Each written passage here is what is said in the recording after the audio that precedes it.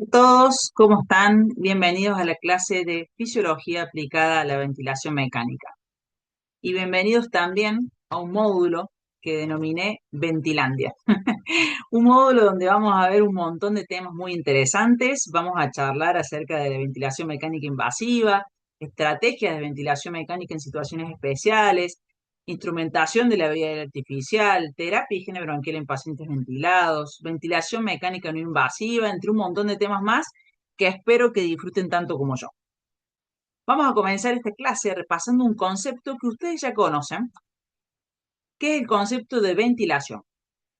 La ventilación dijimos que era la entrada de aire desde el exterior hacia los pulmones, de aire o de gas, gas sería el nombre adecuado, y posteriormente la salida de este gas desde los pulmones hacia el exterior.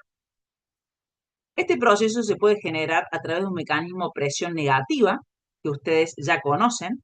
Recuerden que este mecanismo recibe este nombre ya que la presión atmosférica tiene un valor de cero, y para que el aire se desplace desde la atmósfera hacia el interior de los pulmones, en los pulmones tiene que generarse una presión inferior a cero, subcero o negativa, y por eso recibe este nombre.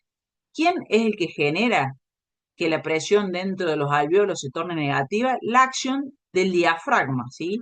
Que es el principal músculo inspiratorio, o de los músculos inspiratorios en su conjunto. Pero este no es el único mecanismo por el cual el gas puede entrar y salir hacia y desde los pulmones, sino que también podemos hacerlo usando un mecanismo de presión positiva. Para que el aire ingrese a través de este mecanismo vamos a necesitar un equipo externo, es decir, un ventilador. Este ventilador puede ser un equipo microprocesado, como los que se encuentran en terapia intensiva, puede ser un ventilador intermedio o los generadores de flujo continuo. Cualquiera de ellos nos va a poder ayudar para ventilar a presión positiva, mecanismo que no se adelanten, lo vamos a detallar un poquito más adelante. Vamos a charlar ahora acerca de la ecuación del movimiento. Esta es una ecuación que nos va a permitir a nosotros conocer o calcular cuál es la impedancia del sistema respiratorio. ¿Y qué es esto de la impedancia del sistema respiratorio? Bueno, es todo aquello que se va a oponer a la entrada de flujo al sistema respiratorio. Entonces, todo lo que se oponga a que entre el aire es denominado impedancia del sistema respiratorio. Y aquí vamos a poder conocer cuál es la impedancia del sistema respiratorio. Fíjense que aquí tenemos la ecuación del movimiento. Esta ecuación del movimiento está aplicada al mecanismo de ventilación a presión negativa y ahora la vamos a ir desglosando. La presión que van a tener que hacer los músculos respiratorios va a ser igual a la presión necesaria para vencer el componente resistivo, más la presión necesaria para vencer el componente elástico, más la presión necesaria para vencer el componente de carga umbral, si es que está presente. Ya vamos a charlar sobre eso.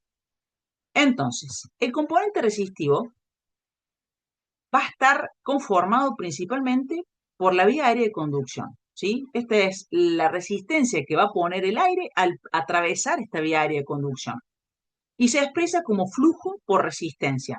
¿Qué quiere decir esto? A mayor flujo, mayor componente resistivo. A mayor resistencia del sistema respiratorio, mayor va a ser el componente resistivo. Y aquí vamos a empezar a poner algunos ejemplos solamente a fines didácticos. Si este componente resistivo tiene un valor de 2, es una situación diferente a si este componente resistivo tiene un valor de 10. Las unidades de medida de cada uno de estos componentes son centímetros de agua. Entonces, si este componente resistivo tiene en un paciente un valor de 2 centímetros de agua, ¿quién va a hacer esos 2 centímetros de agua de presión? Nuestros músculos respiratorios.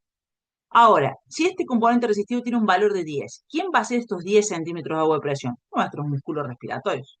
Entonces, mientras más grande sea el valor individual de cada uno de estos componentes, mayor va a ser la suma, ¿sí?, de esta ecuación y la presión que van a tener que realizar nuestros músculos respiratorios. Vamos a charlar ahora acerca del componente elástico. El componente elástico es el componente que me va a expresar la impedancia que va a ejercer tanto los pulmones como la caja torácica. Recordemos que pulmones y caja torácica están unidos a través de las pleuras y se comportan como un equipo. Cuando nosotros querramos ingresar una cierta cantidad de gas a nuestro sistema respiratorio, tanto pulmones como cajas se van a oponer. Entonces, ¿cuál es la presión que yo necesito para vencer este componente elástico? Bueno, eso es el componente elástico per se. Se expresa como volumen por elastancia.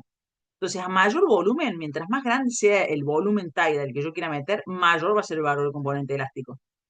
Y a mayor valor de la elastancia, que sería qué tan fácil es o qué tan difícil es de formar este sistema respiratorio, mayor va a ser el componente elástico. ¿Sí? Ya vamos a charlar puntualmente del término de elastancia o de compliance para que ustedes lo puedan entender a mayor medida. Pero básicamente el componente elástico es esto. El componente de carga umbral no siempre está presente y es la famosa autopip. Nosotros no tenemos autopip. Solamente tienen autopip los pacientes obstructivos y no siempre, en ciertas circunstancias. Entonces, si ustedes fuesen un paciente obstructivo, acá tendrían un valor de presión que van a tener que vencer. ¿Y quién lo va a tener que vencer? Los músculos respiratorios, así que se suma a esta ecuación aumentando, por ende, el trabajo respiratorio. Entonces, para fines didácticos, vamos a borrar acá, vamos a hacer de cuenta que el ejemplo que estamos analizando, el componente resistivo es de 2, el componente elástico de 3, carga umbral no tenemos, porque no tenemos atrapamiento aéreo, entonces la presión muscular necesaria para vencer la impedancia del sistema es de 5 centímetros de agua. ¿Quién va a hacer estos 5 centímetros de agua? Los músculos respiratorios. Si nosotros tenemos un paciente que tiene un componente resistivo de 5, un componente elástico de 7 y de carga umbral tiene 5, y bueno, esto me da 17 centímetros de agua. ¿Quién va a hacer estos 17 centímetros de agua? Los músculos respiratorios. Así que claramente este paciente tiene más trabajo respiratorio que este. Ahora, ¿cómo se modifica esta ecuación cuando la aplicamos a un mecanismo de presión positiva? Bueno, de la siguiente forma. La presión, que ahora no va a ser solamente la presión, no va a ser la que hacen los músculos respiratorios, sino que esta presión la puede realizar, en algunas circunstancias la podrá realizar el 100% del ventilador, o si el paciente está despierto, esta presión se va a compartir entre el ventilador y el paciente.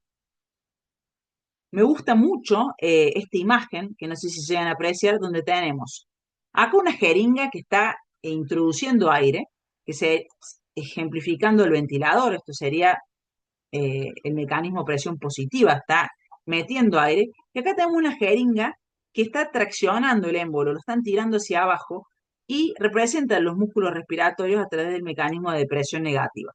Si nuestro paciente está despierto, estos dos mecanismos van a estar interactuando y la presión para vencer el componente resistivo, el elástico, y, ojo, que acá ya hay un cambio, es la PIP total, no la carga umbral.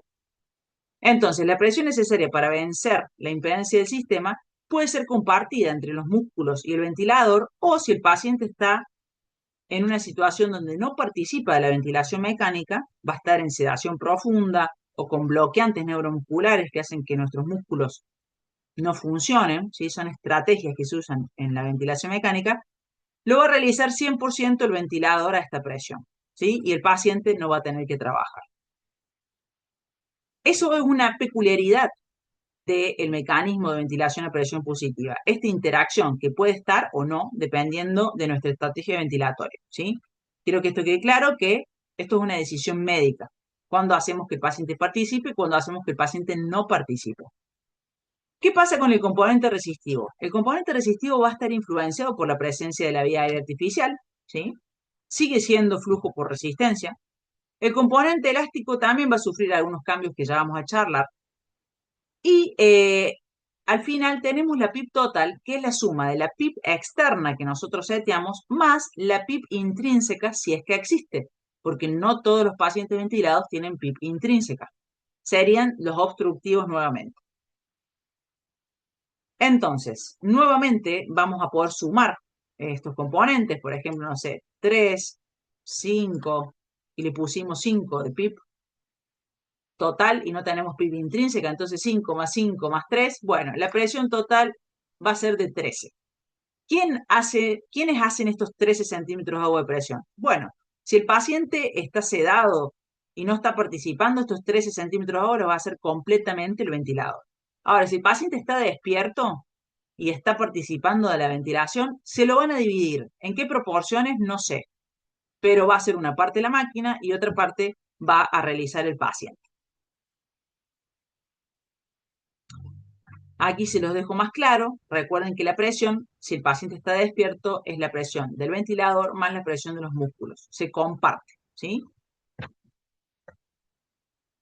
Vamos a charlar ahora un poquito del mecanismo de ventilación a presión positiva. Como decíamos hace un rato, los gases se trasladan desde las zonas de mayor presión a las zonas de menor presión.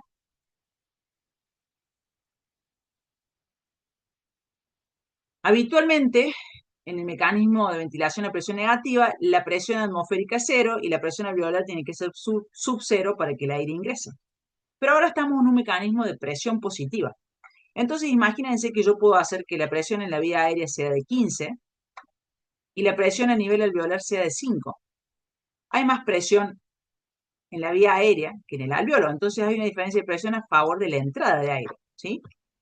Y esto me va a dar lugar a un ciclo respiratorio. A medida que el aire vaya ingresando, vaya ingresando, vaya ingresando, en algún momento acá va a haber 15 y 15. Y en ese momento finaliza, se igualan estas presiones y finaliza el ciclo inspiratorio. ¿Y qué va a hacer la máquina? Bueno, sencillo.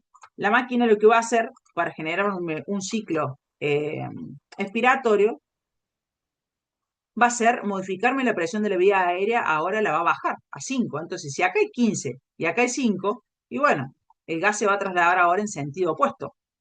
Y va a salir, va a salir, va a salir gas hasta que acá queden 5 y 5. Y finalizó la expiración. ¿Sí? De esa forma, fíjense que tanto la inspiración como la expiración se da en valores positivos, nunca estamos hablando de valores negativos, y el aire puede entrar y salir. La pregunta del millón es cómo nosotros logramos modificar la presión atmosférica y, y generar una presión positiva. Bueno, esto es gracias a la utilización de un ventilador, que dijimos que podía ser un microprocesado, uno de flujo continuo, un ventilador intermedio, un ventilador de cualquier tipo, que lo que va a hacer es conformar un circuito o un sistema cerrado, ¿sí? En, en ventilación mecánica normalmente se utilizan estos sistemas cerrados, donde tenemos una rama que es inspiratoria, va hacia el paciente, y después tenemos, cuando el paciente expira, una rama expiratoria. Este circuito es cerrado. El aire ingresa hacia los pulmones y el pulmón sale hacia el equipo y vuelve. Es un bucle cerrado. Estamos aislando al paciente de la presión atmosférica y de esa forma vamos a poder generar este mecanismo de presión positiva. Sumado a que este ventilador va a tener sensores donde me va a permitir censar la presión de la vía aérea, el flujo, y me va a mostrar ciertos gráficos en la pantalla del ventilador. Gráficos como los que ustedes están viendo aquí, que hoy no es tema de esta clase charlar de modos ventilatorios, pero para que ustedes sepan que los gráficos que van a ver son la presión en la vía aérea a lo largo de todo el ciclo. Vamos a ver gráficos de flujo. Recuerden que el flujo inspiratorio se dibuja por encima de la línea y el flujo expiratorio se dibuja por debajo, pero ambos son valores positivos, ¿sí? Solamente que para que nosotros podamos diferenciar, unos se dibujan por encima, el flujo expiratorio se dibuja por debajo, pero ambos con valores positivos. Y vamos a poder ver también una curva de volumen en el tiempo. Esto es presión en el tiempo, esto es flujo en el tiempo y esto es volumen en el tiempo. Esto es un modo controlado por volumen, esto es un modo controlado por presión. No importa eso ahora para esta clase, lo que quiero que ustedes entiendan es que gracias a estos sensores de presión y de flujo, yo voy a poder ver en el monitor estas gráficas que me van a dar muchísima, pero muchísima información. Entonces, vamos a tener algunos conceptos nuevos, algunas presiones nuevas durante el ciclo respiratorio que quiero que conozcamos y que conversemos. La primera de ellas es la famosa presión pico. La presión pico es la máxima presión registrada al final de la inspiración. Entonces, dijimos que esto era presión, que esto era flujo y que esto era volumen. Si yo estoy hablando de presión pico, ¿la voy a buscar en el gráfico de flujo? No. ¿La voy a buscar en el gráfico de volumen? No, porque es una presión. La voy a buscar en el gráfico de presión, ¿sí? Este es el gráfico de presión. ¿Y cuál es la máxima presión registrada? Y lo más alto es este puntito, ¿sí? Entonces, fíjense cómo de manera intuitiva, aplicando la definición, yo ya sé que ese puntito que está ahí es la presión pico de este ciclo, ¿sí? ¿Y qué es esta presión pico? Esta presión pico va a estar influenciada por todo. Si ustedes acodan acá el circuito, la presión pico va a aumentar. Si el paciente muerde el tubo, la presión pico va a aumentar.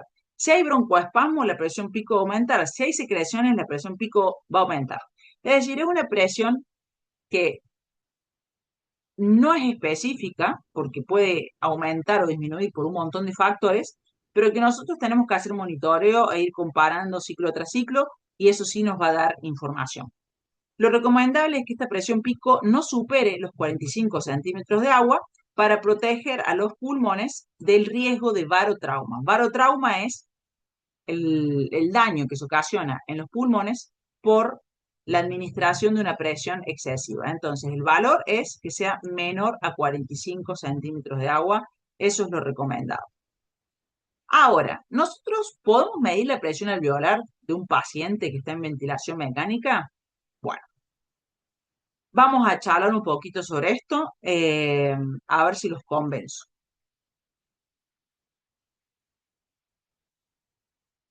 Aquí tenemos la ecuación del movimiento, donde decíamos que era la suma del componente resistivo más el componente elástico más la PIB total. Si yo elimino el componente resistivo, lo que voy a ver, lo que me va a mostrar el ventilador es el componente elástico más la PIB total, la presión que generan esos dos componentes. Y eso me va a dar lugar a la medición de la famosa presión meseta o presión plató, ¿sí?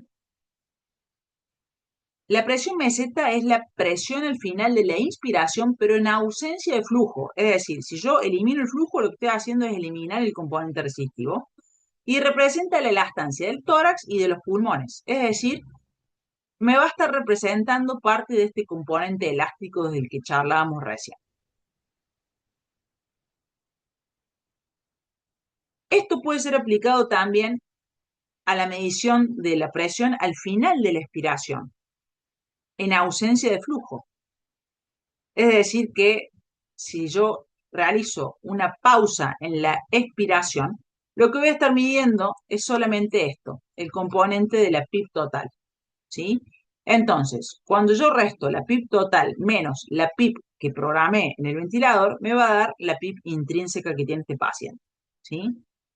Entonces, ¿puedo medir la presión alveolar? Y no, la presión alveolar yo no la puedo medir. ¿Por qué? Porque en este caso lo que yo estoy midiendo a través de la presión meseta es la presión que representa a la elastancia del sistema respiratorio, que es los pulmones, pero también con la interacción con el tórax. Si yo quiero diferenciar puramente el componente alveolar, tendría que hacer una medición invasiva, colocar un balón esofágico y cosas que no hacemos en la práctica diaria. Entonces recordemos que esta presión meseta que medimos es el resultado de la interacción entre los pulmones y el tórax. Y no solamente es una presión que representa a la presión alveolar. Esto es un concepto que se confunde con frecuencia y que es muy importante que ustedes sepan. Recuerden que esta es una charla introductoria, después van a ver una charla de monitoreo aplicado a la ventilación mecánica, van a ver los modos ventilatorios y todo esto va a ir cada vez logrando una mayor coherencia, ustedes un mayor entendimiento de estos temas, pero es porque a veces muy frecuente escuchar gente que mide presión meseta y dice la presión de los alveolos es de 30, por ejemplo.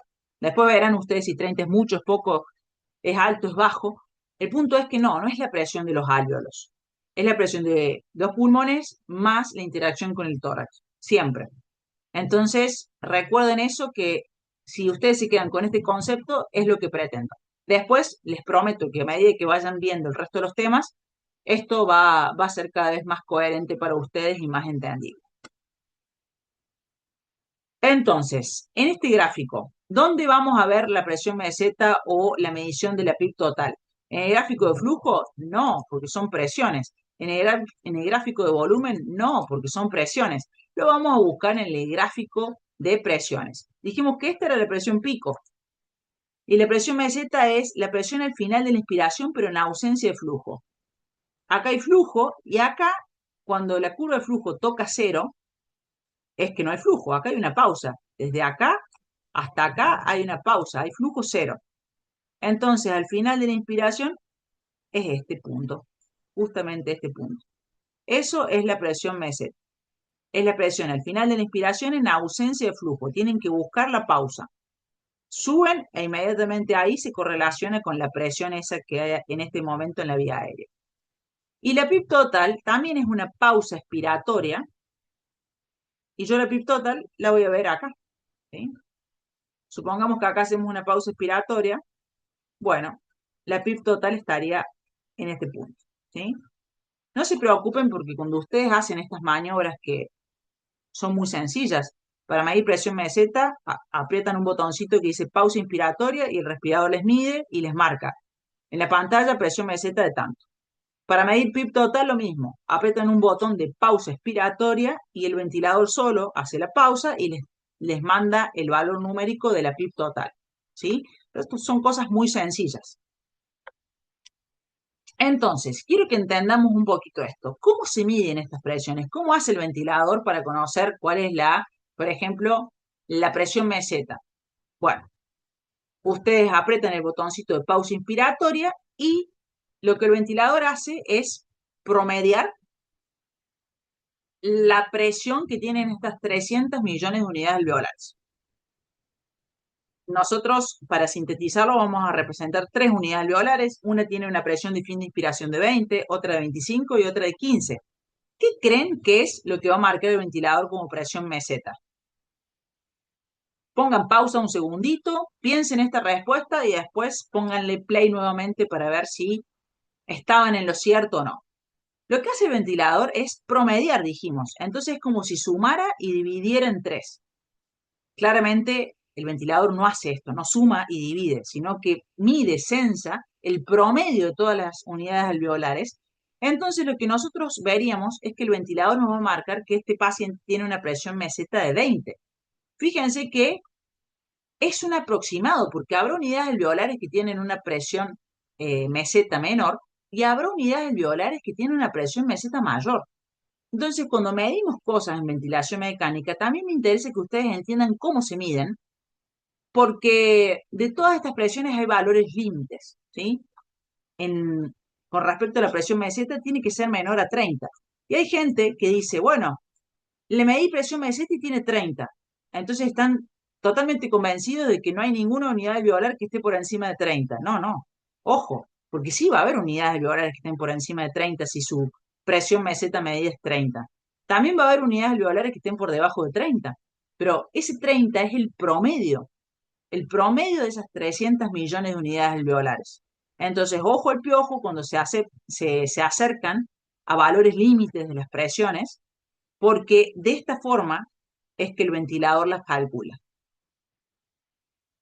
Para medir PIB total es exactamente lo mismo. Apretamos el botón de pausa expiratoria y lo que va a hacer el ventilador es promediar el valor de estos alvéolos al final de la expiración. Fíjense, tenemos un alvéolo que al final de expiración tiene una presión de 5 centímetros de agua, otro tiene 10 y este tiene 15. ¿Qué es lo que nos va a marcar el ventilador? Nos va a marcar que tenemos una PIB total, perdón, una PIB total de 10. Y fíjense que hay unidades alveolares que van a estar por debajo, pero hay unidades alveolares que están por encima. Y esto ustedes lo tienen que entender, ¿sí? Siempre va a ser los números que les muestre la pantalla del ventilador van a ser aproximaciones, van a ser promedios. Hay que entender que hay unidades que van a estar por encima y hay unidades que van a estar por debajo. Bueno, ahora vamos a charlar un poquito de la PIB o presión base, que es el otro nombre que recibe. Es la presión expiratoria positiva al final de la expiración. Eso significa PIP por sus siglas en inglés. Y normalmente nosotros vemos que todos los pacientes que están en ventilación mecánica tienen PIP de 5.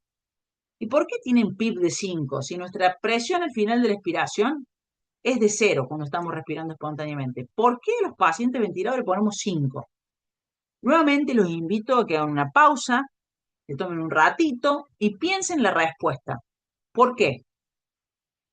Muchas personas dicen que 5 es la PIP fisiológica y les digo que no. No es fisiológico tener presión positiva al final de la expiración. Si ustedes ventilando espontáneamente tienen presión positiva al final de la expiración, por ejemplo, de 8 y tienen autopip, están atrapando aire, y eso no es fisiológico, eso es patológico. Entonces, no hay PIP fisiológica. ¿Por qué le ponemos 5? ¿Por qué no le dejamos 0? Bueno, la respuesta es que lo que estamos intentando hacer es aumentar la CRF. ¿Y por qué queremos aumentar la CRF?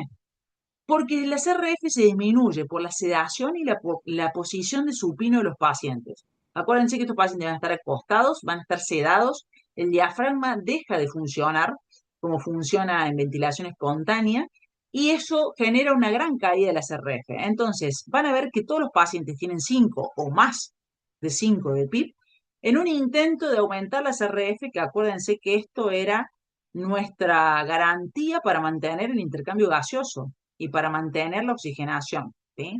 Entonces, eso es lo que hacemos. En ventilación mecánica, todos los pacientes tienen la CRF disminuida, todos, en mayor o menor medida, pero todos tienen la CRF disminuida. Es por eso que ponemos estos 5 de PIP en un intento de resolver este problema. Entonces, ¿cuáles son las funciones de la PIP? La PIP aumenta la CRF. ¿Cómo aumenta la CRF? Porque evita el colapso de las unidades alveolares al final de la expiración. De esta forma, mejora la relación ventilación-perfusión y mejora la oxigenación. Lo que nosotros queremos hacer con la PIP es evitar este tipo de alveolos que colapsan, entonces que va a tener una relación BQ baja y que nos va a dar hipoxemia.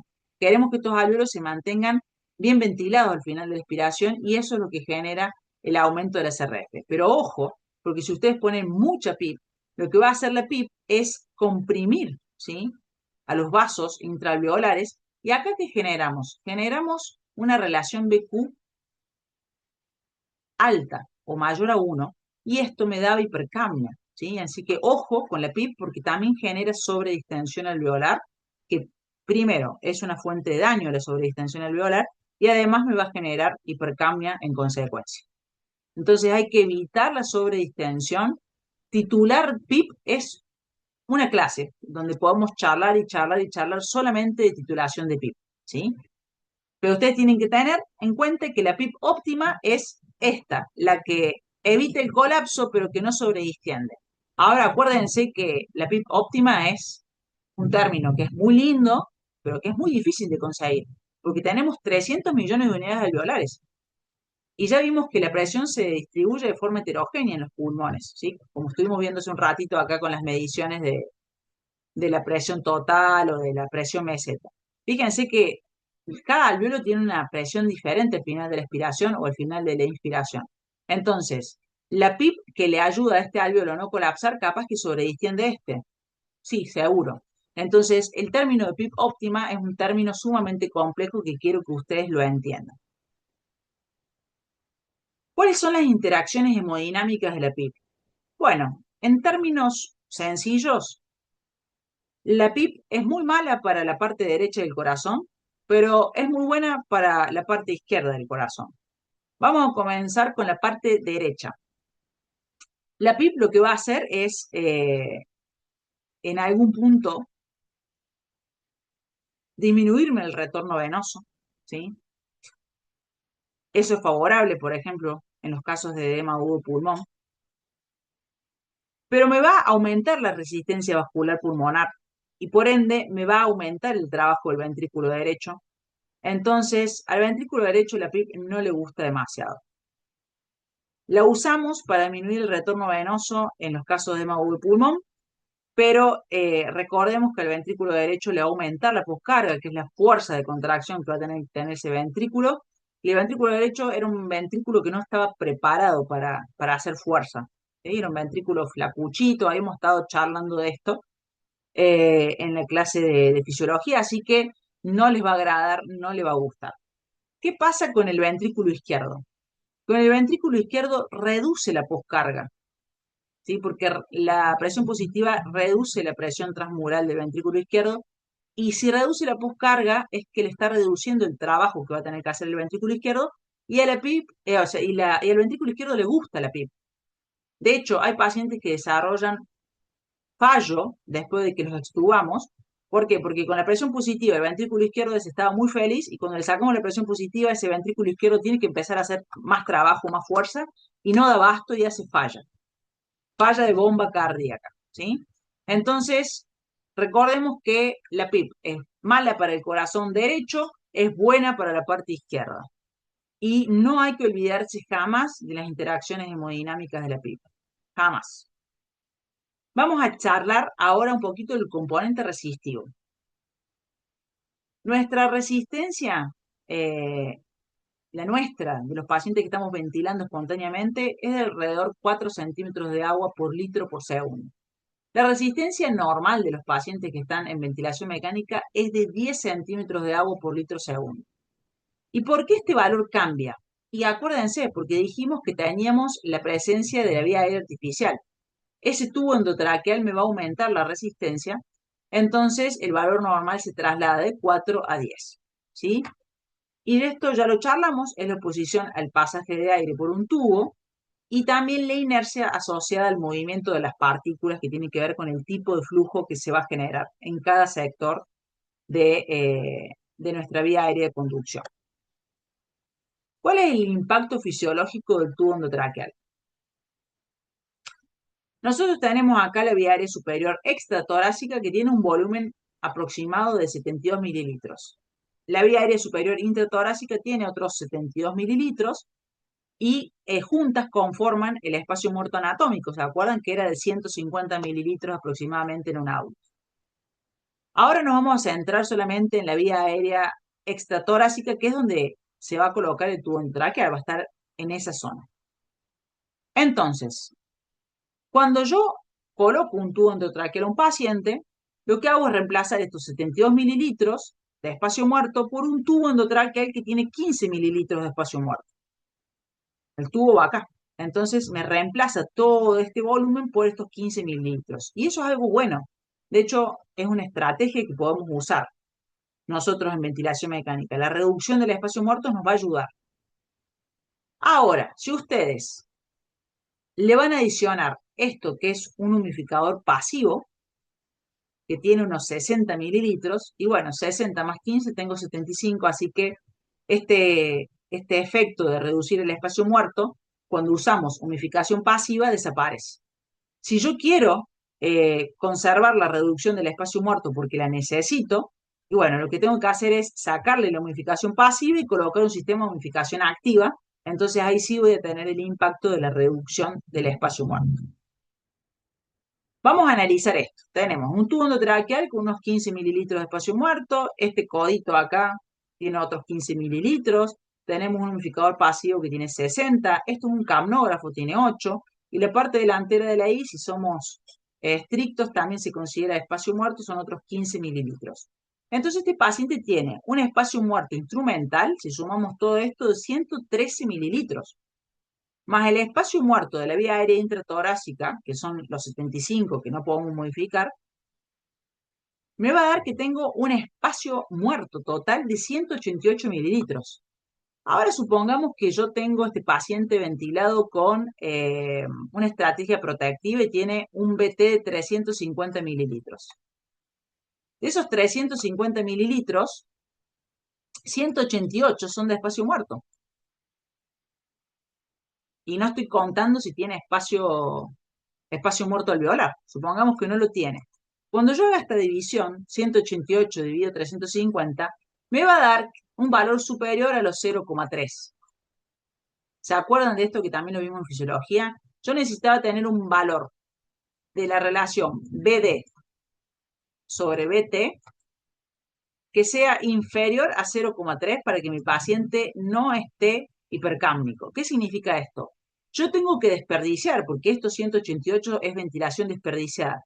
Tengo que desperdiciar menos del 30% para que mi paciente se mantenga normocámbico. Si yo desperdicio más del 30%, como es este caso, que estamos desperdiciando el 50% prácticamente, si yo desperdicio más del 30%, mi paciente va a estar hipercámnico. Y la causa por la que está hipercámnica es toda esta cosa que le hemos puesto acá, que ustedes tendrán que ver cómo modifican. Una estrategia, como les decía recién, puede ser sacamos el humidificador pasivo y ponemos humidificación activa. La humidificación activa no forma parte del espacio muerto. El espacio muerto es todo lo que está por delante de la I y la humidificación activa está del otro lado, así que no forma parte del espacio muerto, no me va a influir en este término, entonces me va a reducir el impacto fisiológico, ¿sí? Así que ténganlo en cuenta que hay un montón de cosas, intervenciones que cambian realmente el resultado de los pacientes que son muy sencillas, como esta, prestar atención a esto. Ni hablar la gente que pone coarrugados acá para que sea más flexible y le ponen un coarrugado que tiene 20, 25, 30 mililitros más de espacio muerto. Ojo con todas estas cosas. Habrá pacientes, si este paciente tuviese un BT normal de 500, 550 mililitros y capaz que el impacto de esto es mucho menor. Pero con este BT, porque por ejemplo estamos en una estrategia de ventilación protectiva, y bueno, claramente esto va a hacer que este número impacte mucho más sobre un BT chiquito, ¿sí? Entonces, vamos a borrar acá.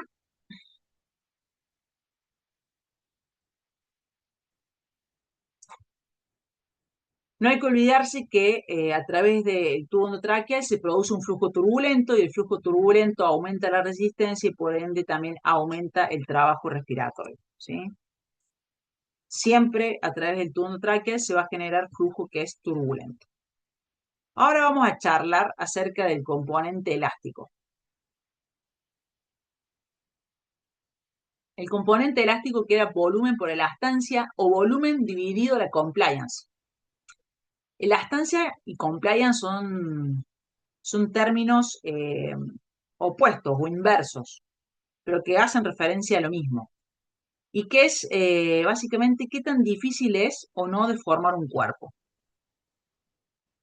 Vamos a analizar primero este gráfico que me parece muy interesante y que quiero que ustedes hoy lo vean conmigo. Acá tenemos una curva que relaciona el volumen con la presión de nuestro sistema respiratorio, es la curva lila, la que le estoy señalando acá. Acá tenemos la misma curva, pero solamente del tórax, y acá tenemos la misma curva, pero solamente la punteadita de esta celeste, solamente de los pulmones. Entonces, vamos a arrancar por acá. Este es el punto de reposo del sistema respiratorio.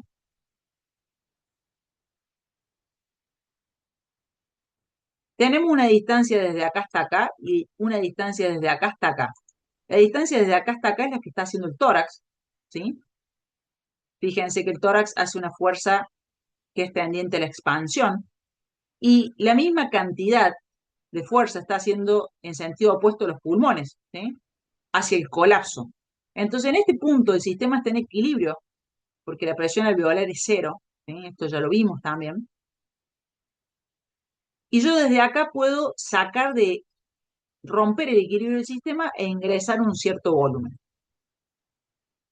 Cuando yo quiero, por ejemplo, quiero tomar aire, tomo aire y expiro, ¿sí?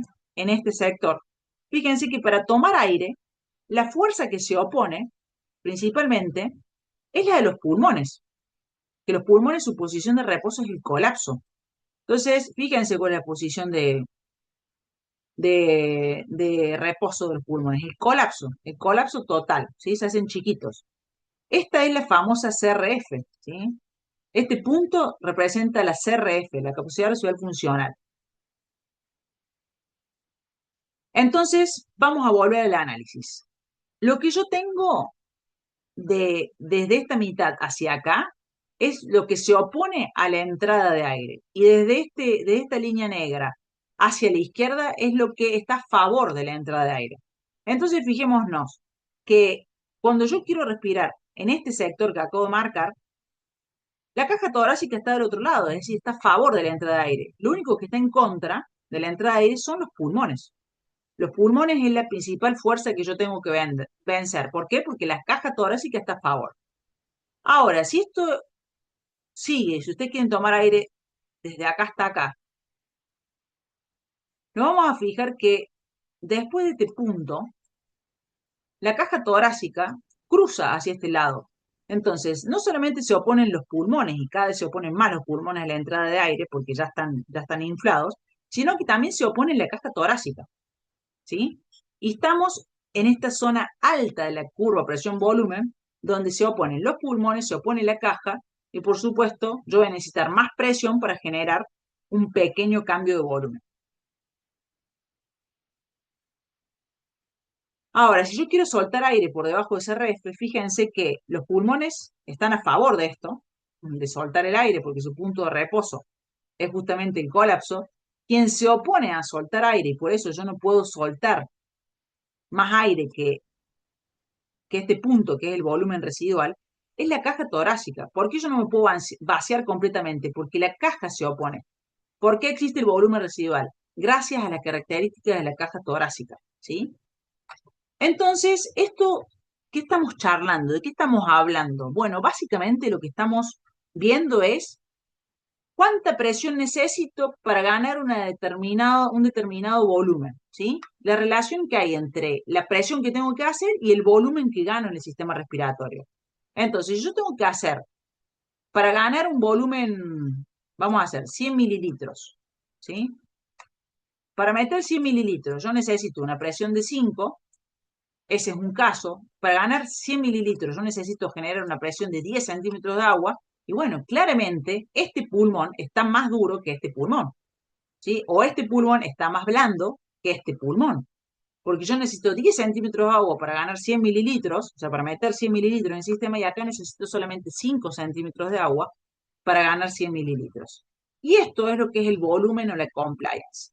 La elastancia se expresa, nosotros la podemos calcular en la ventilación mecánica. Se expresa como la presión meseta menos la PIP total dividido el BT. Y ojo que el BT acaba en litros. El valor normal de la elastancia es de 10 centímetros de agua por litro. ¿Y esto cómo se traduce? Se traduce de la siguiente forma. Para meter un litro adentro del sistema respiratorio yo necesito 10 centímetros de agua, ¿sí?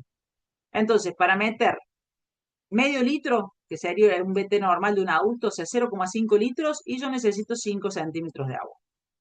Esa es la elastancia normal, que era lo que yo le estaba mostrando recién. Ahora, si su paciente tiene una elastancia más alta, hagamos de cuenta que tiene una elastancia, en vez de tener 10 centímetros de agua por litro, tiene una elastancia de 20 centímetros de agua por litro. Y bueno, cuando yo haga esta cuenta, si yo para meter un litro necesito 20 centímetros de agua, para meter medio litro, y voy a necesitar 10 centímetros de agua. Claramente, este pulmón, que necesita 10 centímetros de agua para meter medio litro, está más duro que este pulmón que necesita solamente 5 centímetros de agua para meter medio litro. ¿Y quién hace esa presión? Acuérdense que esa presión la van a tener que hacer los músculos respiratorios. Entonces, mientras más duro se ponga el pulmón, más trabajo respiratorio me va a costar. Vamos a borrar esto y vamos a hablar ahora de la compliance. La compliance es el término opuesto, pero que hace referencia a lo mismo. Se calcula el BT, que en este caso es en mililitros, dividido la presión meseta sobre la PIP total. Y la compliance en ventilación mecánica es de 60 a 100 mililitros por centímetro de agua. ¿Qué quiere decir esto? Que para meter 100 mililitros, yo necesito 1 centímetro de agua. Entonces, si quiero meter 500 mililitros, y yo necesito 5 centímetros de agua. Lo mismo que habíamos visto acá, ¿sí? Entonces, si tengo un paciente que tiene una compliance de 100 mililitros por centímetro de agua versus un paciente que tiene una compliance de 10 mililitros por centímetro de agua, ¿qué pulmón está más duro?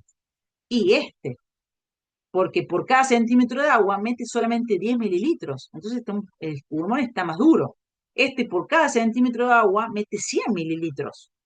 ¿Sí? Entonces, esto nosotros lo que hacemos en ventilación mecánica es calcular todos los días la compliance o la elastancia, lo que a ustedes más les guste, y vamos viendo la evolución de mi paciente. Si hace un rato tenía una compliance de 100, ahora tiene una compliance de 20, y bueno, claramente algo pasó en ese sistema respiratorio, porque ahora me está costando más presión ganar una X cantidad de volumen. Y esto me va a dar lugar a la famosa curva presión-volumen. Esta curva presión-volumen va a tener un eje principal sobre el cual se va a dibujar, esto es la inspiración y esto es la expiración. Este eje sobre el cual se dibuja es la distensibilidad del sistema respiratorio o la compliance, ¿sí? Mientras más acostado esté este eje, más duro está el pulmón, mientras más vertical esté, más blando está el pulmón. Ahora vamos a analizar algunas curiosidades de esta curva. Vamos a marcar ciertas zonas. Por ejemplo, esta zona que yo le estoy marcando aquí abajo, esta zona en el medio y esta zona aquí arriba. Acá fíjense, esta altura, que es de todos estos cuadraditos de la misma, es para ganar, es la que representa una ganancia de 100 mililitros de BT. Acá gane 100 mililitros, acá gane 100 mililitros y acá gane 100 mililitros. Para ganar 100 mililitros, la presión que tuvo que ejercerse en el sistema es la que está desde acá hasta acá. Y esos son 10 centímetros de agua, ¿sí? Entonces, para ganar en este sector de la curva presión-volumen, para ganar 100 mililitros, yo necesité 10 centímetros de agua. Ahora, si me voy a esta parte de la curva, para ganar 100 mililitros, yo solamente generé o necesité generar este cambio de presión, que es 1,5 centímetros de agua. Entonces, si yo calculo la compliance de cada una de estas zonas, me va a dar que la compliance de esta zona es 100 mililitros dividido los 10 centímetros de agua, es de 10 mililitros por centímetro de agua, y la compliance de esta zona es de 66,66 mililitros por centímetro de agua. La de esta zona no lo puedo calcular porque fíjense que ni siquiera llego a ganar 100 mililitros en esta zona porque se interrumpe antes la inspiración. Pero si yo tuviese que calcular la compliance de esta zona de acá arriba, sería parecida a esta, ¿sí? Sería una compliance baja. Estas compliance no son tres pacientes diferentes, esto es el mismo paciente. Este es el ciclo ventilatorio de este paciente, desde que inicia la inspiración, termina la inspiración y expira. O sea, es un ciclo respiratorio. Entonces, ¿por qué ocurre esto? Bueno, vamos a pensar qué es lo que puede pasar. Acá tenemos un punto. Acá cambia el comportamiento. Fíjense que tenemos este comportamiento hasta acá y acá se empieza a verticalizar un poquito la curva presión-volumen. Esto es conocido como el punto de inflexión inferior. Por debajo de ese punto estábamos en la zona de colapso, por eso yo tenía baja compliance, porque acá el pulmón estaba colapsado, entonces yo tuve que hacer mucha presión para que gane volumen, porque estaba colapsado, cerrado, y de a partir de este punto el pulmón se abre. Y fíjense cómo mejora la compliance, porque ahora con menos presión yo puedo generar el mismo cambio de volumen. Y esto es lineal, ¿sí? Hasta acá, que tengo otro comportamiento que es el punto de inflexión superior, donde por encima del cual nuevamente necesito grandes cambios de presión para generar pequeños cambios de volumen. Entonces, esta zona de acá abajo se denomina zona de colapso, ¿sí? Yo no quiero ventilar a mi paciente en esa zona de colapso, ni tampoco quiero ventilar a mi paciente en esta zona de acá arriba, que es la zona de sobredistensión. Porque a partir de este punto yo necesito grandes cambios de presión para generar pequeños cambios de volumen porque ya llegué a la capacidad pulmonar total de ese paciente. Ya no entra más aire, por eso llego a este punto, ¿sí? Entonces, ¿dónde quiero ventilar yo a mi paciente? En cualquier punto de esta zona, que es la zona segura, que es la zona que tiene una mejor compliance. Entonces, ¿a qué hago referencia con esto? A que, ojo, porque en ventilación mecánica, si ustedes agarran una persona que no sé, su BT debería ser por su altura y por su sexo de 400 mililitros. Y ustedes la están ventilando 800 mililitros, porque no calcularon esto, ¿sí? Y van a estar acá arriba. Van a medir compliance y le va a dar baja. Van a decir, uy, está re mal este paciente, tiene el pulmón duro. No, no tiene el pulmón duro. Está en la zona alta de la curva presión-volumen. Ojo con eso, porque es un error frecuente. Hay que ajustar el BT, que eso ya lo verán más adelante, pero ustedes tienen que poder interpretar con todos estos conocimientos en dónde estamos parados con nuestro paciente. Este bucle está realizado de forma estática, pero el ventilador nos muestra unos bucles presión-volumen dinámicos. A medida que el paciente inspira, expira, se forman estos buclecitos presión-volumen. Acá, este bucle que es el buclecito del pescado, fíjense que de acá para acá es la presión positiva y de acá para acá es presión negativa.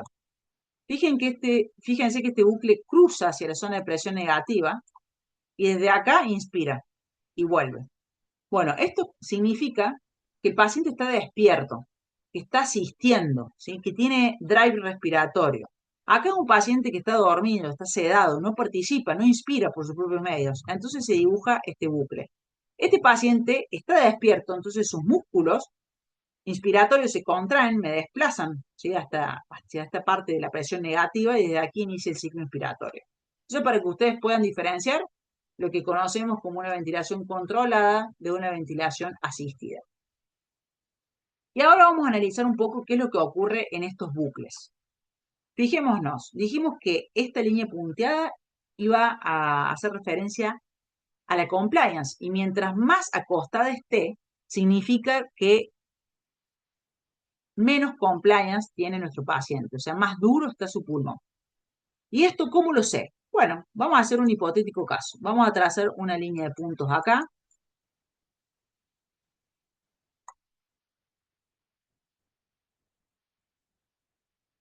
Bueno, esto es una ganancia X de volumen. Supongamos que estos son 200 mililitros. Si, si este bucle se hubiese dibujado sobre esta línea de compliance, yo para ganar 200 mililitros hubiese necesitado esta presión. Hagamos de cuenta que esto es, no sé, 5. Ahora, como la curva se dibuja sobre esta curva de compliance disminuida, yo para ganar 200 mililitros necesito toda esta presión. O sea, desde acá hasta acá. Hagamos de cuenta que son 15. Entonces, necesito más presión. Mientras más se acueste esto, voy a necesitar más presión para un determinado cambio de volumen. Por ende, menos complaciente está ese pulmón. Está más duro, está más difícil de deformar.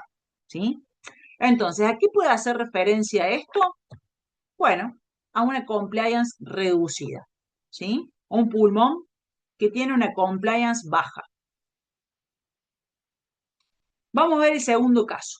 Acá lo que tenemos es como que hay mucha distancia desde acá hasta acá y desde acá hasta acá.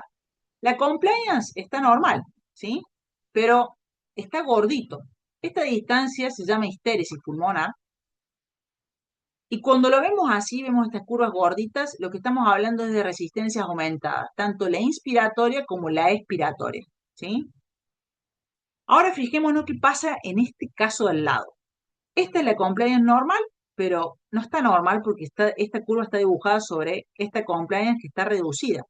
Fijémonos, la distancia que hay desde acá hasta acá es normal, pero la que hay desde acá hasta acá no es normal, está aumentada. Entonces es como si estuviese aumentada la resistencia expiratoria, está aumentada por la distancia que hay desde la curva de compliance a la curva expiratoria, pero también está disminuida la compliance. Entonces, compliance disminuida y aumento de la resistencia expiratoria, esto estaría generado por un paciente, por ejemplo, que tenga autopip. Está cerrado, está atrapando aire, el atrapamiento aéreo hace que caiga la compliance, ¿sí? Porque está sobredistendido, estamos en la zona alta de la curva presión-volumen a causa del atrapamiento aéreo, por tener esta resistencia expiratoria aumentada. Fíjense, toda la información que obtuvimos solamente el análisis de una curva presión-volumen. Y esta curva, la final, fíjense que está sobre una curva de compliance normal, pero acá vemos un comportamiento extraño. Esto se llama pico del oro, estas curvas que tienen este piquito, que ninguna de estas había hecho este pico. Esto lo que está señalizando es el punto de inflexión superior. Entonces, cuando yo veo que se dibuja este tipo de curva, lo que me quieren decir es que hay sobredistensión pulmonar. El BT que tiene puesto, que está manejando este paciente, es excesivo. Si ustedes ven esta curva que se dibuja el punto de inflexión superior, tienen que saber que todo este sector está sobredistendido. Entonces, hay que modificar el BT de nuestro paciente. Entonces, ¿qué causas me pueden dar baja compliance? Relacionadas al pulmón, atelectasia, edema intersticial, una consolidación, ¿sí? Por ejemplo, la neumonía, la fibrosis pulmonar, la obesidad. Relacionadas a la caja, aumento de la presión abdominal, ¿sí? Derrame pleural, neumotórax o cualquier tipo de alteración de la caja torácica, ¿sí? Escoliosis severa, lo que a ustedes les parezca. En resumen, acá tenemos la ecuación del movimiento de alguna forma representada. La presión va a ser igual a la necesaria para vencer el componente resistivo, expresado como flujo por resistencia, más la necesaria para vencer el componente elástico, representado como el volumen por la elastancia. ¿Sí? Acá tenemos cómo se calcula la resistencia, diferencia de presión sobre flujo, y cómo se calcula la elastancia, diferencia de presión sobre el delta de volumen que querramos aplicar al sistema respiratorio. Bueno, vamos a charlar sobre los gradientes de presión un poquito. Si nosotros ventilamos a presión negativa, con 2 a 3 centímetros de agua son necesarios para meter 500 mililitros. Y a presión positiva tenemos estos mismos 2 o 3 centímetros de agua, más la resistencia vinculada al tubo endotraqueal, más la presión necesaria debida a la disminución de la compliance, ¿sí? Que nos va a aumentar el componente elástico. Entonces decimos que más o menos en ventilación mecánica necesitamos 7 centímetros de agua para meter 500 mililitros. ¿Y esto para qué se los pongo? Porque después ven pacientes, qué sé yo, que están en presión control con 20 centímetros de agua de presión control. Y yo le estoy diciendo 7 serían los necesarios. Y este necesita 20. Y bueno, este paciente está lejos de la extubación. Está con mucha ayuda, está con mucha presión de ayuda para este sistema respiratorio. A medida que yo puedo ir bajando esta presión control progresivamente y llegue a una presión control de 8, y bueno, ya este paciente lo despertaré, lo pasaré a presión soporte, ¿sí? Y ahí veré, cuando tengo una presión soporte de 7, y bueno, ya puedo pensar en extubarlo si el resto de las condiciones están dadas, ¿no? Esto simplemente para que ustedes imaginen cuánto es una presión, no me gusta este término, pero normal o habitual para un paciente que está en ventilación mecánica, para pensar en sacarle el ventilador. Si yo veo a un paciente que está en presión soporte, pero tiene una presión soporte de 15, y tiene el doble de presión soporte de lo que debería necesitar. Entonces este paciente, a pesar de estar en presión soporte y de estar despierto y demás, todavía tiene mucha ayuda. Yo tengo que lograr bajar esa ayuda a un valor cercano a este para pensar recién sacarlo del ventilador. Vamos a charlar ahora un poquito acerca del concepto de la carga umbral. Carga umbral va a estar presente solamente en los pacientes que tienen atrapamiento aéreo, y las causas del atrapamiento aéreo pueden ser estas tres: tiempo expiratorio insuficiente, obstrucción al flujo aéreo y esfuerzo expiratorio. Y ahora vamos a desarrollar cada una de ellas. El tiempo expiratorio insuficiente lo que me va a dar es hiperinsuflación dinámica. ¿Qué quiere decir esto? Atrapamiento aéreo porque no tengo el tiempo suficiente para vaciarme. La hiperinsuflación dinámica la podemos padecer todos los mortales que estemos respirando con una frecuencia respiratoria alta, 35, 40 respiraciones por minuto, y cualquier persona puede atrapar aire bajo esas circunstancias. La obstrucción al flujo aéreo está causada por un fenómeno que es de hiperinsuflación estática. ¿Qué quiere decir esto? Pulmones enfermos, patológicos, que han perdido la capacidad de su retroceso elástico. Recuerden que la expiración es un fenómeno pasivo que está a cargo del retroceso elástico. Si no hay retroceso elástico porque esos elásticos están estirados, están viejos, están rotos, y bueno, al final de la expiración me va a quedar más volumen, generando de esta forma ese atrapamiento aéreo. Y otra es el esfuerzo expiratorio, que me va a dar un fenómeno que se conoce como compresión dinámica, y ya lo vamos a explicar con algunos gráficos al final, así no le hago un lío. Todo esto se va a traducir en lo que nosotros conocemos en ventilación mecánica como autopip. Autopip es igual a atrapamiento aéreo, ¿sí? Bueno, para charlar de autopip hay que entender el término de constante de tiempo. ¿Y qué es esto? La constante de tiempo es igual a la resistencia por la compliance. Lo que ustedes pueden ver acá son las constantes de tiempo inspiratorias y expiratorias. Nosotros necesitamos 5 constantes de tiempo para vaciarnos totalmente. Fíjense, con una constante de tiempo y queda el 37% todavía de volumen remanente. En la segunda constante de tiempo queda el 14%, en la tercera constante de tiempo queda el 5% y recién en la quinta constante de tiempo nos queda el 1% de volumen remanente dentro del pulmón. En ventilación mecánica necesitamos al menos 3 constantes de tiempo para que nuestros pacientes se vacíen. Y como yo puedo calcular la resistencia y también puedo calcular la compliance, puedo calcular la constante de tiempo y por ende calcular el tiempo expiratorio necesario de mi paciente con esas condiciones de resistencia y de compliance. Entonces, si está aumentada la resistencia, estas constantes de tiempo van a ser más largas y por ende más largo va a tener que ser el tiempo expiratorio. Si está aumentada la compliance, también las constantes de tiempo van a ser más grandes, más largas y mayor va a tener que ser el tiempo expiratorio.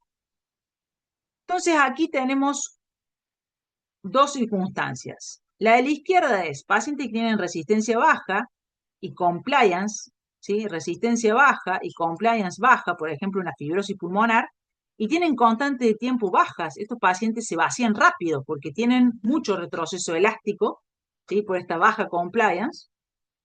O tenemos el inverso, pacientes que tienen resistencia alta con compliance alta, ¿sí? Que por ende, resistencia alta y complacencia alta, esto es EPOC por excelencia, con constantes de tiempo altas, y es decir, tiempos expiratorios que van a tener que ser más largos, más prolongados para lograr su vaciado. Vamos a poner un ejemplo y le vamos a poner números a todo esto. Bueno, tenemos dos pacientes. El paciente 1 que tiene una resistencia de 20 y una complacencia de 0,025. Acá para poder multiplicar, recuerden que la resistencia es centímetros de agua, litros segundo. Y la compliance es mililitros y centímetros de agua. Entonces, no puedo multiplicar litros por mililitros. Así que lo que se hizo en el ejemplo siguiente es pasar los mililitros a litros. Por eso van a ver tan raras los numeritos de la compliance. Entonces, el paciente 1 tiene una resistencia de 20 y una complacencia de 0,025 litros por centímetro de agua. El paciente 2 tiene una resistencia de 40 y una compliance de 0,05. Y fíjense lo que ocurre. Cuando yo calculo la constante de tiempo de este paciente, me va a dar, multiplico 20 por 0,025, me va a dar 0,5 segundos. Eso es una constante de tiempo. Y yo necesito al menos 3 constantes para su total vaciado. Así que 0,5 por 3, necesito al menos 1,5 segundos para su vaciado. Fíjense, acá arranca, desde acá en adelante es la expiración. Acá tengo 1,5 segundos. Acá tengo 3 constantes de tiempo. Fíjense que este paciente no atrapa aire, la curva de flujo llega a 0 y este paciente está perfecto. Ahora vamos a ver qué pasa con el paciente al lado. Cuando yo multiplico 40 por 0,05, me da que cada constante es de 2 segundos. Es decir, que yo necesito al menos 3 constantes de tiempo, es decir, que 2 por 3 necesito al menos 6 segundos de tiempo expiratorio. Fijémonos cuál es el tiempo expiratorio de este paciente. Tenemos 1, 2, 3 segundos, no 6. Por ende, fíjense, pico de flujo bajo, esto ya me habla de resistencia aumentada, y esta curva de flujo que no llega a 0, ¿sí? Entonces, este paciente no logra vaciarse completamente y va a atrapar aire. De hecho, si somos estrictos y queremos ponerle las 5 constantes de tiempo, este paciente necesita 10 segundos de tiempo expiratorio. Esto es incompatible con la vida. Porque supónganse que su paciente tiene 1 segundo de tiempo inspiratorio, más 10 segundos de tiempo expiratorio, tenemos 11 segundos por cada ciclo. Es decir, que tendríamos que tener una frecuencia respiratoria de 5,5. Nadie puede tener esta frecuencia respiratoria.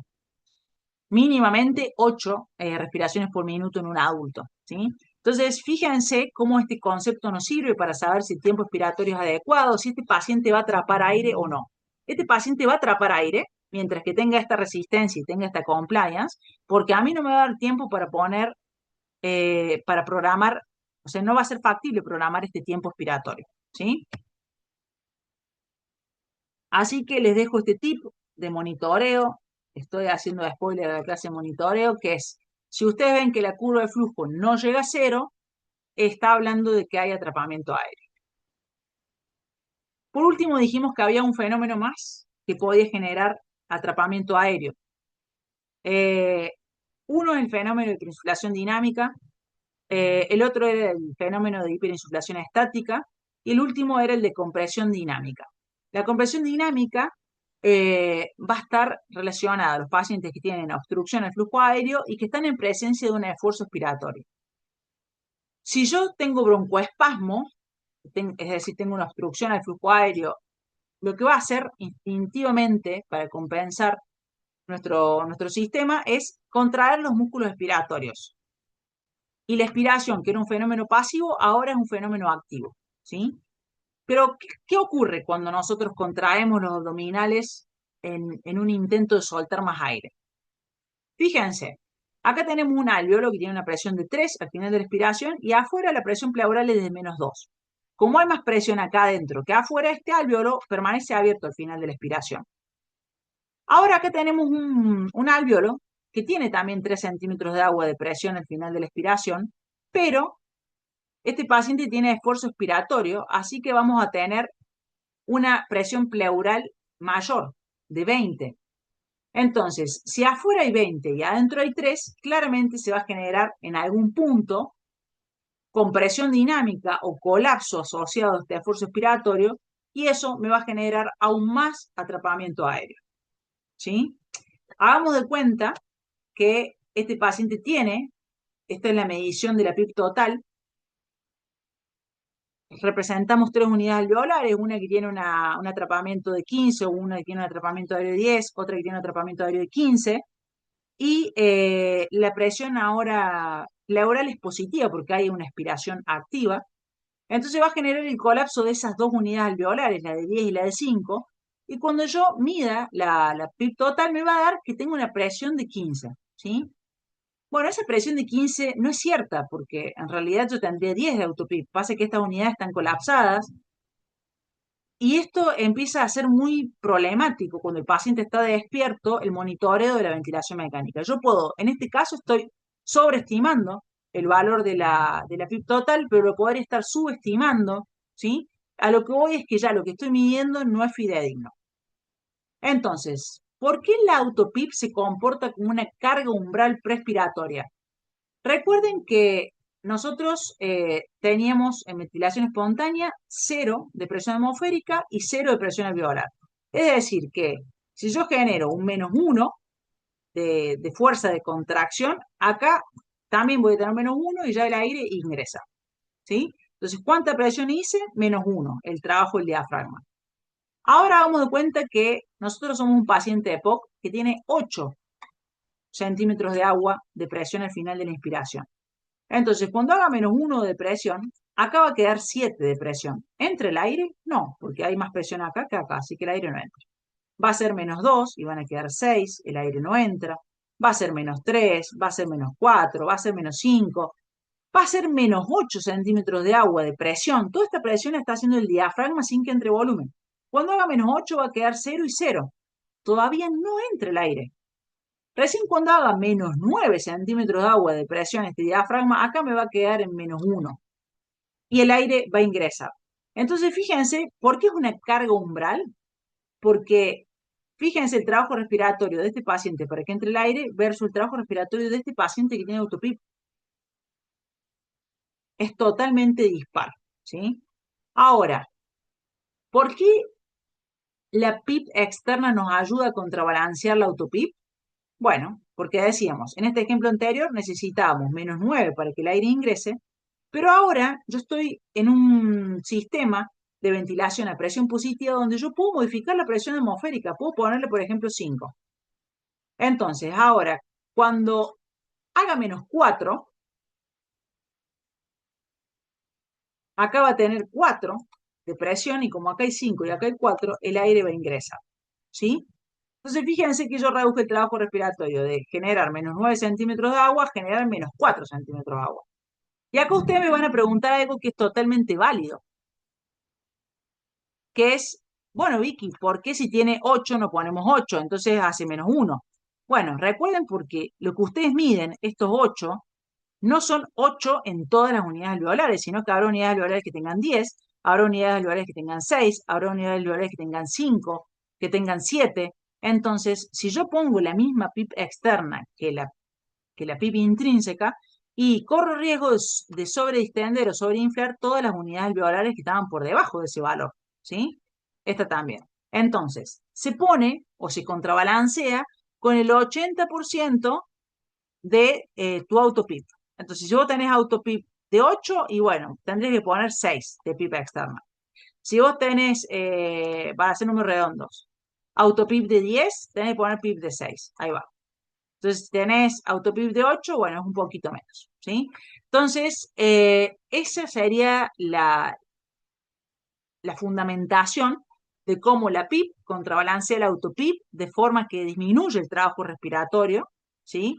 Acuérdense, no es lo mismo realizar -9 que realizar -4 de fuerza para que el aire ingrese a nuestro sistema respiratorio. Y creo que eso es todo por el momento.